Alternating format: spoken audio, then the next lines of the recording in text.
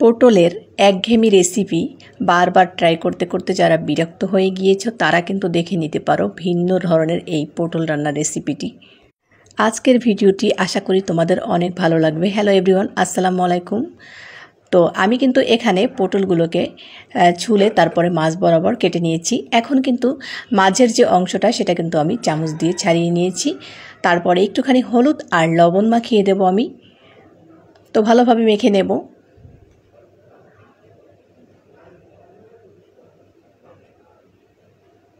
তো এখন এই যে মাঝের অংশটা ছিল সেটা কিন্তু আমি এখন ছোট করে কেটে নেব।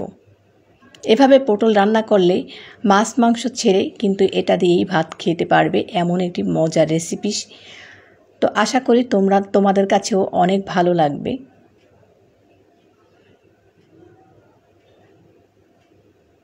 তো আমি একটা মিক্সিং বলে তুলে নিলাম এগুলোকে। তারপরে এখানে একটা ডিম দিয়ে দেব।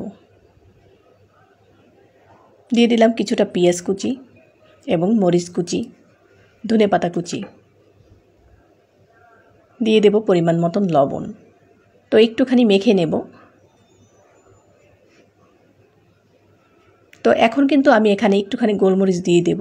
আমি এই মাখাটায় কোনো এক্সট্রা তেমন একটা মশলা ব্যবহার করব না, সামান্য পরিমাণে একটু গোলমরিচ দিয়ে দেব।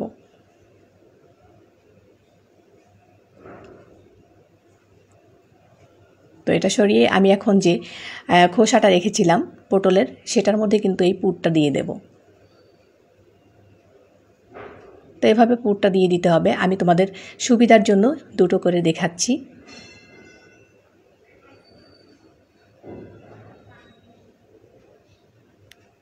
একবার হলেও এই রেসিপিটি ট্রাই করে দেখো এবং আমাকে কমেন্টে জানিও তোমাদের কাছে এই রেসিপিটি কেমন লেগেছিল। আমার কাছে কিন্তু ভীষণ ভালো লেগেছিল রেসিপিটি, এবং আমার বাসার সবাই খুব পছন্দ করেছে এই রেসিপিটি। তো আমি কিন্তু প্যানে তেল দিয়ে এগুলোকে ভেজে নিচ্ছি। দেখো কতটা সুন্দর কালার চলে এসেছে। এভাবে সবগুলো ভাজা হয়ে গেলে আমি কিন্তু উঠিয়ে নেব। আমি কিন্তু খুব গাঢ় করে ভাজিনি, মোটামুটি ভেজে নিলাম।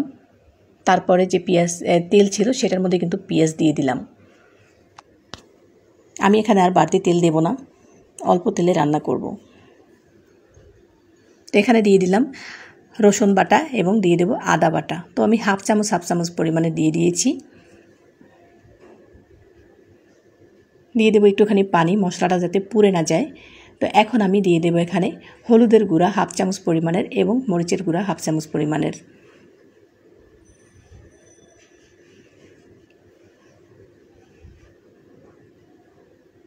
তো পরিমাণ মতন লবণ দিয়ে দেব, চাট মশলা দিয়ে দেবো অল্প একটু, আর গোলমরিচের গুঁড়ো দিয়ে দেবো একটুখানি, তেজপাতা, দারচিনি এবং এলাচ দিয়ে দেব। তারপরে আবার একটু পানি দিয়ে দেব মশলাটা ভালোভাবে কষানোর জন্য।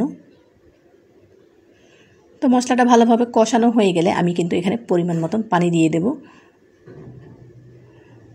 তারপরে যে ভেজে রেখেছিলাম পটলগুলো ওগুলোকেই দিয়ে দেব এখানে।